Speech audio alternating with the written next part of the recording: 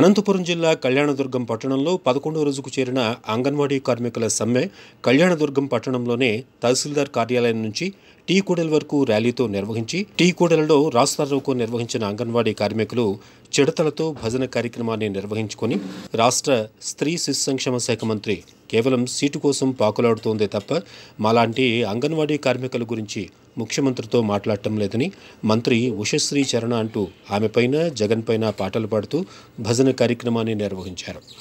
అంగన్వాడీ కార్మికులు జగన్మోహన్ రెడ్డి పాదయాత్రలో ఇచ్చిన హామీల మేరకు సమాన పనికి సమాన వేతనం, తెలంగాణ కంటే ఎక్కువగా వేతనాలు ఇస్తానన్న ముఖ్యమంత్రి నేడు మాట తప్పడం చాలా దారుణమంటూ వాపోయారు.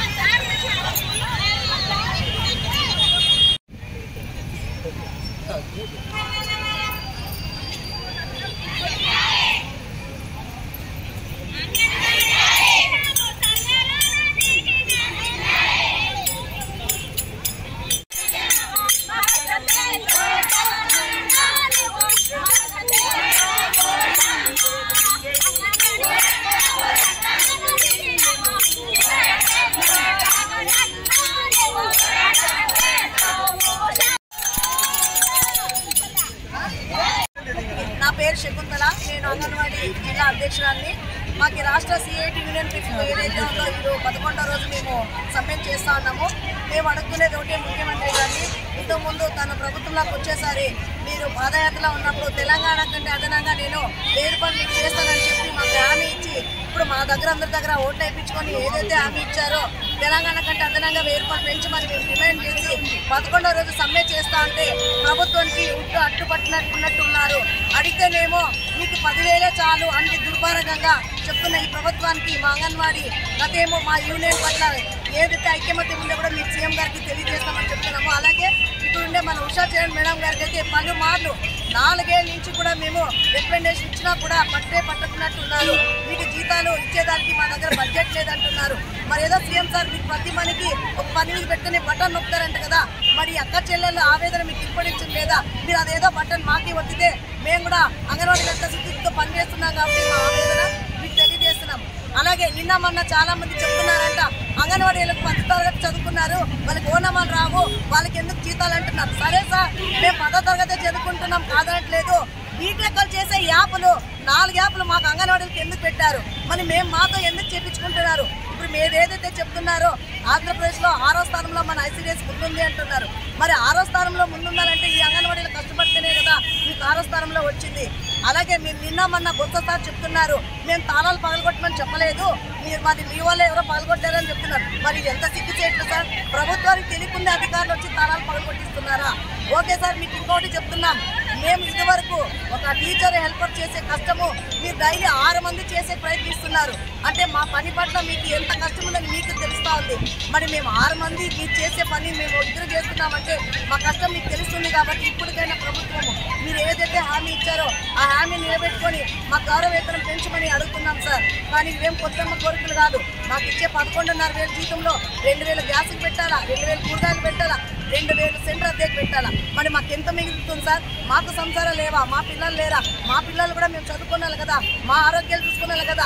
మరి ఇచ్చే మీ 10,000 మేము ఏమని పోషించాలో మీరు ఒకసారి అర్థం చేసుకొని ఇప్పుడైనా మా అంగన్వాడీని చర్చకు పిలిపించి మా న్యాయ డిమాండ్లు మీరు పరిష్కరిస్తామని కోరుతున్నాం సార్.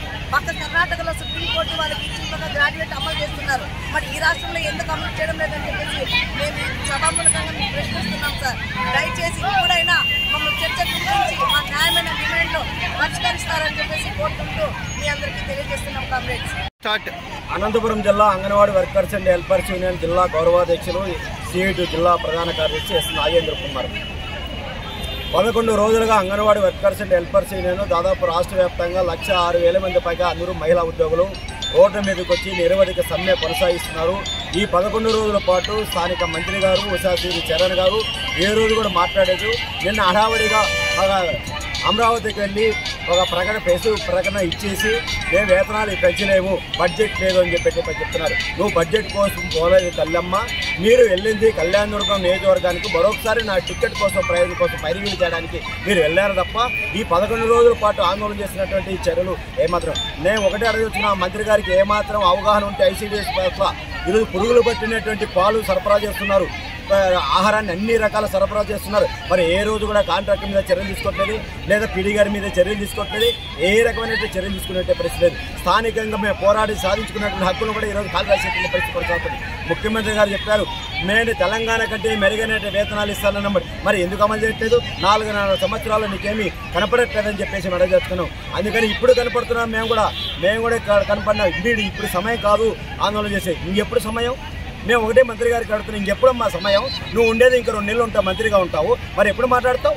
అంటే మళ్ళీ వస్తుందో లేదో, నీకు టికెట్ వస్తుందో లేదో, మంత్రి పదవి ఉంటావో లేదు మాకే తెలియదు పరిస్థితి లేదు. జనం ఓటేస్తారని మాకే తెలియదు. అందుకని వై నాట్ 175 అంటే కాదు 17 అవుతుందేమో ఈరోజు రాష్ట్ర ముఖ్యమంత్రి గారు ఆలోచించాలని కోరుతున్నాం. ఈరోజు న్యాయమైన కోరికను గొంతమ్మ కోరికలు కోరట్లేదు. 1,06,000 మంది ఉద్యోగుల కోరిక. మాతో పాటు ఈరోజు మున్సిపల్ కార్మికులు 26వ తేదీ నుంచి నిరవధిక సమ్మెకు పోతున్నారు.